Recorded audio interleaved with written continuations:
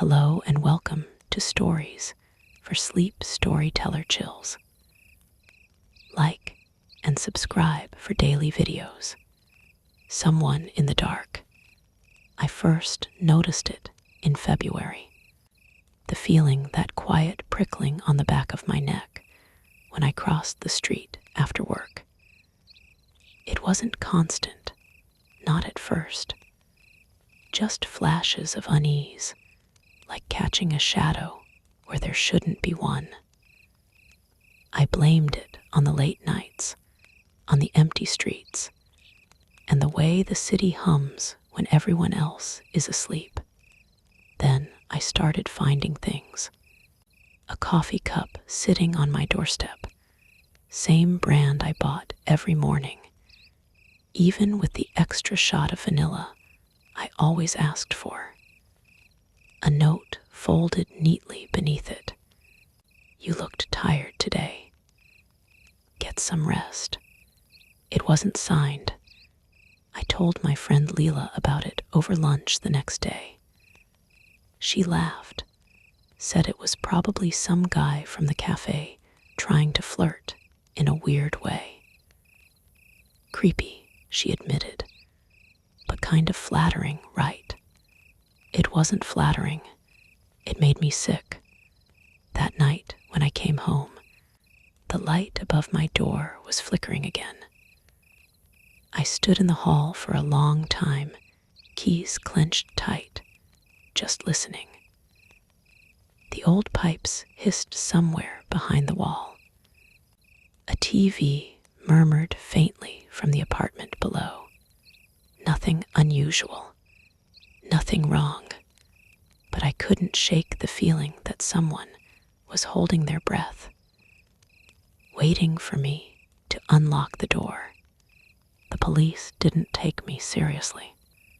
He hasn't done anything, the officer said, scrolling through the photos I'd brought, the note, the coffee cup, the blurry figure I'd snapped from my window the week before.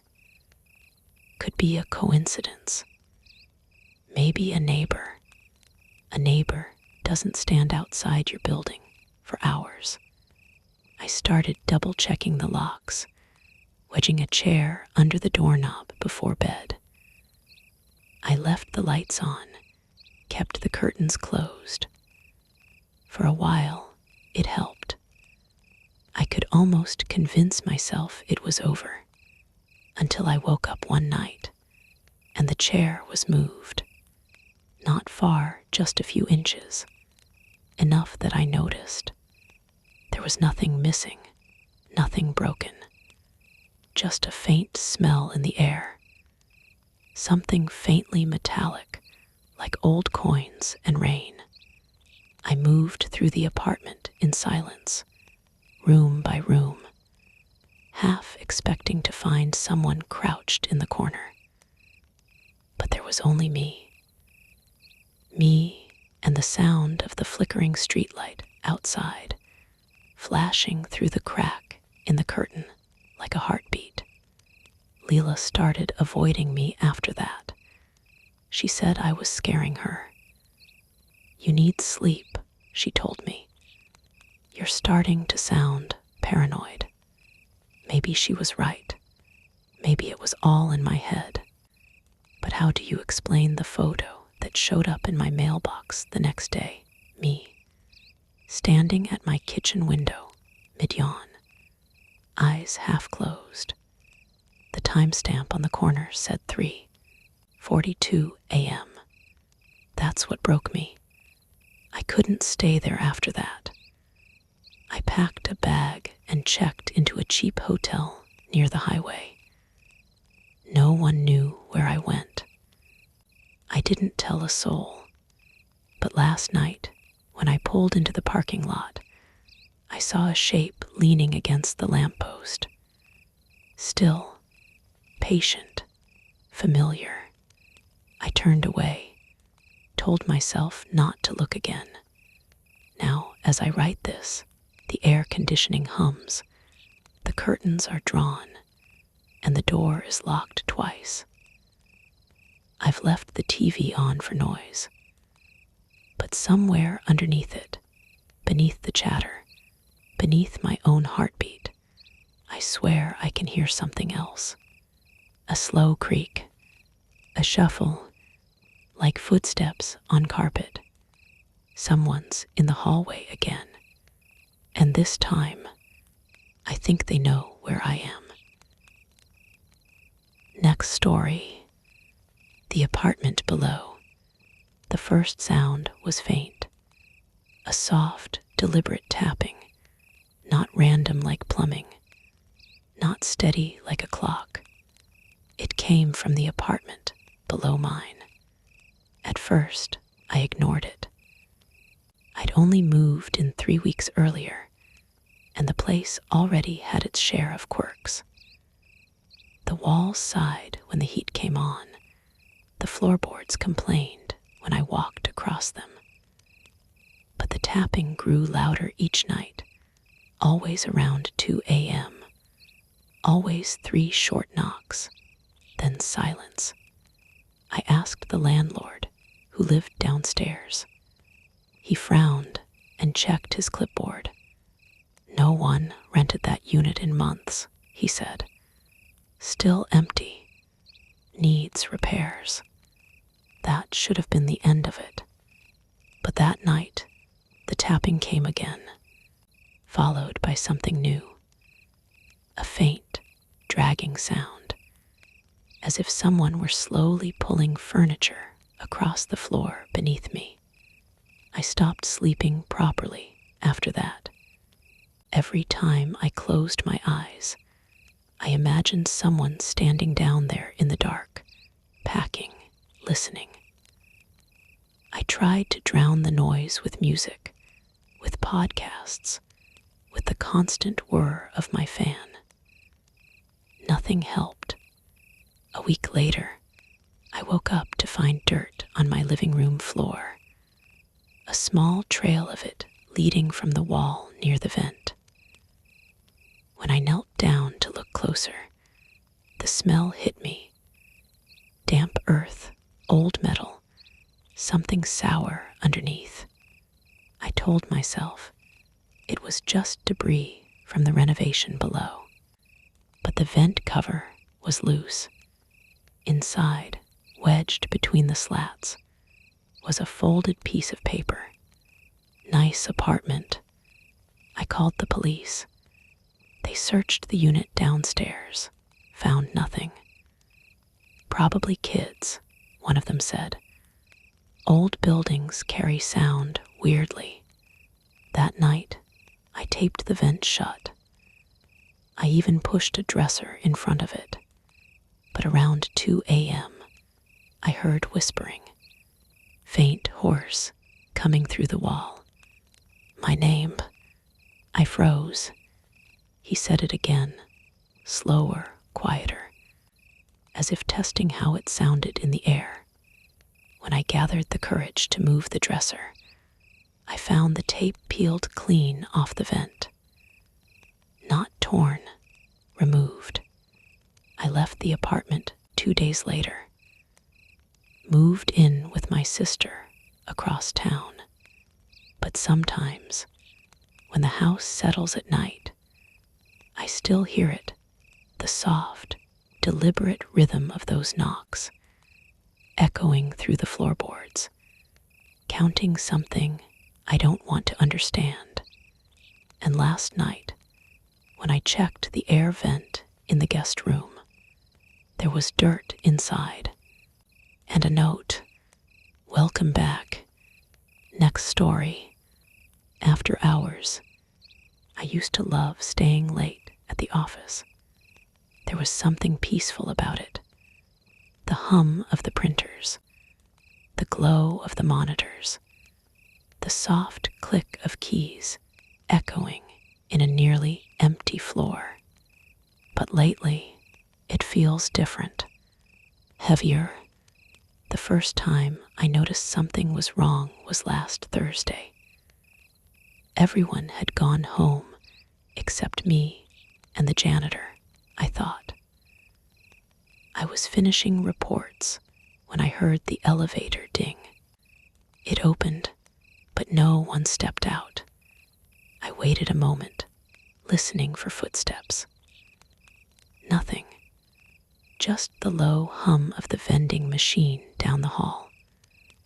When I finally walked over to check, the elevator doors were still open, the inside lit up, as if someone had been there a moment ago, but changed their mind.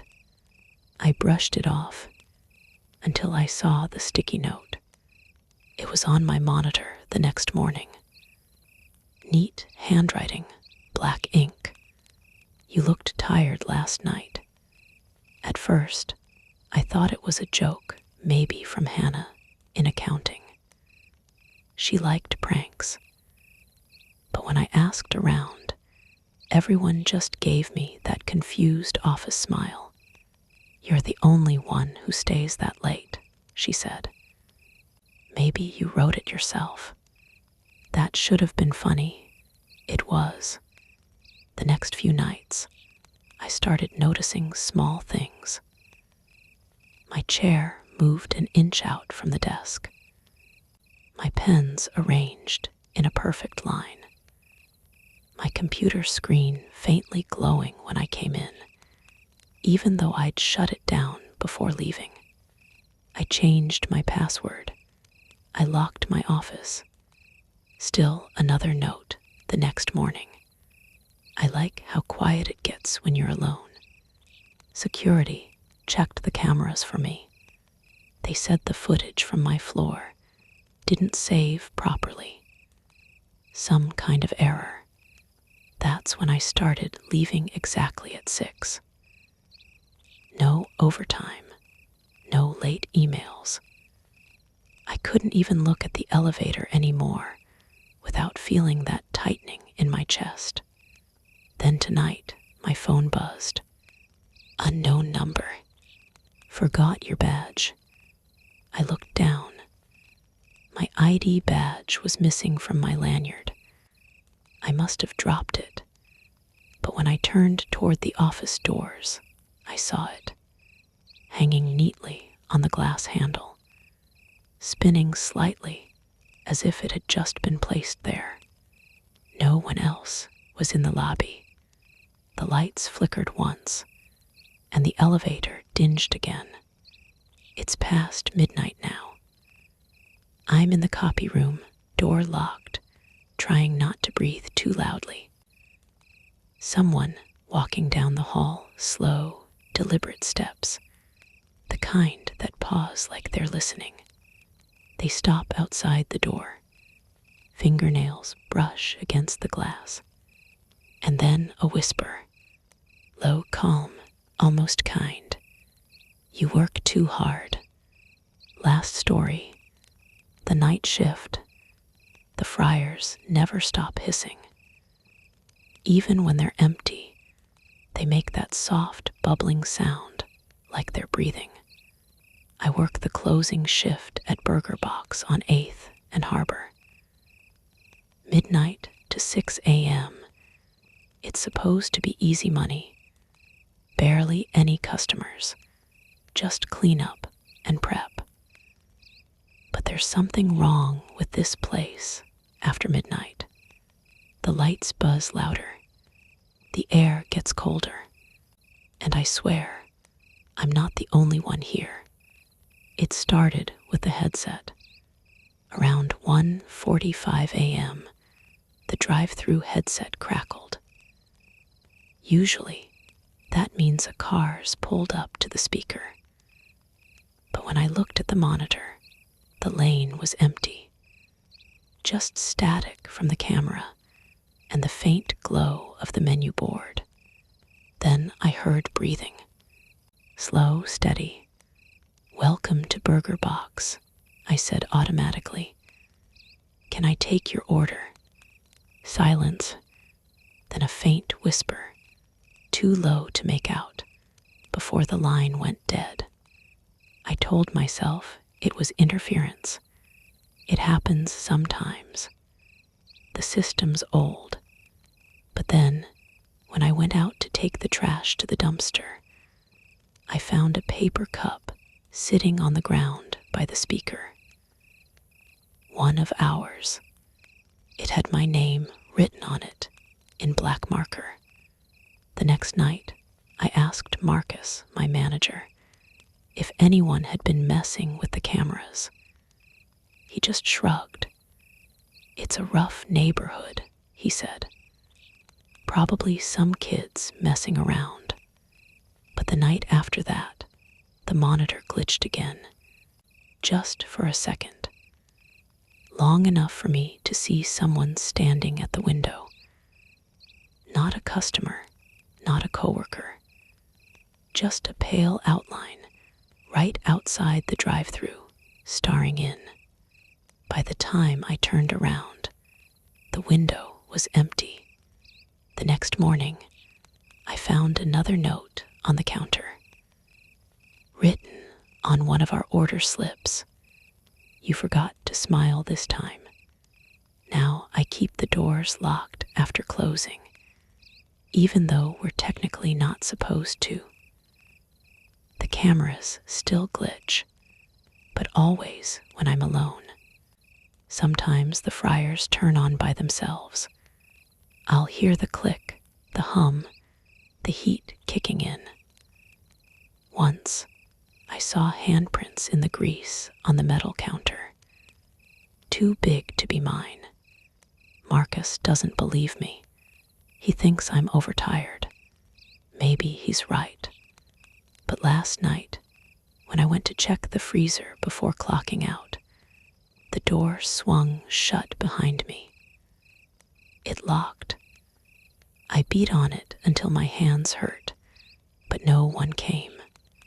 When they found me this morning, the door was open again.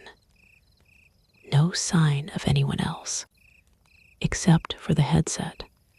Someone had left it hanging on the freezer handle, earpiece still warm. And when I put it on, I heard breathing, and then softly, "You left the fries in too long."